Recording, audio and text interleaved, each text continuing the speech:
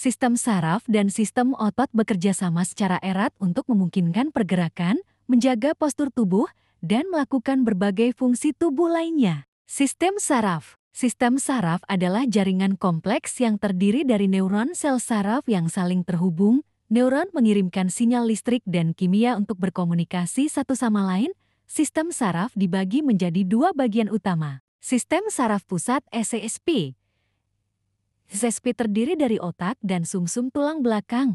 SSP menerima, memproses, dan mengirimkan informasi ke seluruh tubuh. Sistem saraf TP (SST). SST terdiri dari saraf yang menghubungkan SSP ke seluruh tubuh. SST membawa informasi dari SSP ke otot, kelenjar, dan organ lainnya. Sistem otot. Sistem otot terdiri dari jaringan otot yang bertanggung jawab untuk pergerakan. Ada 3 jenis otot. Otot polos. Otot polos ditemukan di dinding organ internal, seperti lambung, usus, dan pembuluh darah. Otot polos bekerja secara tidak sadar dan bertanggung jawab untuk mengontrol fungsi organ internal. Otot jantung. Otot jantung ditemukan di jantung.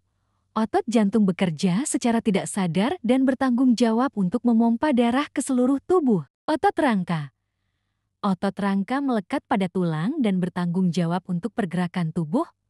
Otot rangka bekerja secara sadar dan dikendalikan oleh sistem saraf. Interaksi antara sistem saraf dan otot. Sistem saraf dan sistem otot bekerja sama melalui sinyal saraf.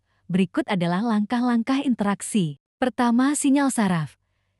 Ketika otak memutuskan untuk menggerakkan otot, sinyal saraf dikirim dari otak melalui sumsum tulang belakang ke saraf motorik. Kedua, saraf motorik.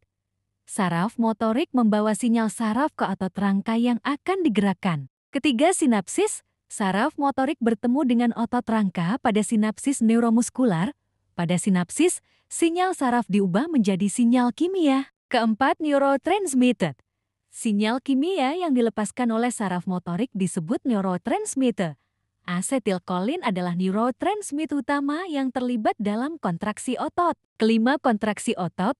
Asetilkolin mengikat reseptor pada sel otot yang memicu serangkaian reaksi kimia yang menyebabkan kontraksi otot. Keenam, relaksasi otot. Setelah sinyal saraf berhenti, asetilkolin dipecah oleh enzim asetilkolinesterase.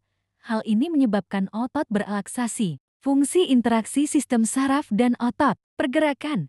Interaksi antara sistem saraf dan otot memungkinkan kita untuk bergerak, berjalan, berlari, dan melakukan berbagai aktivitas fisik lainnya. Postur.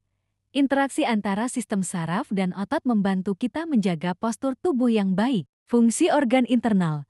Interaksi antara sistem saraf dan otot polos membantu mengontrol fungsi organ internal seperti pencernaan, pernapasan, dan peredaran darah. Kemampuan berbicara.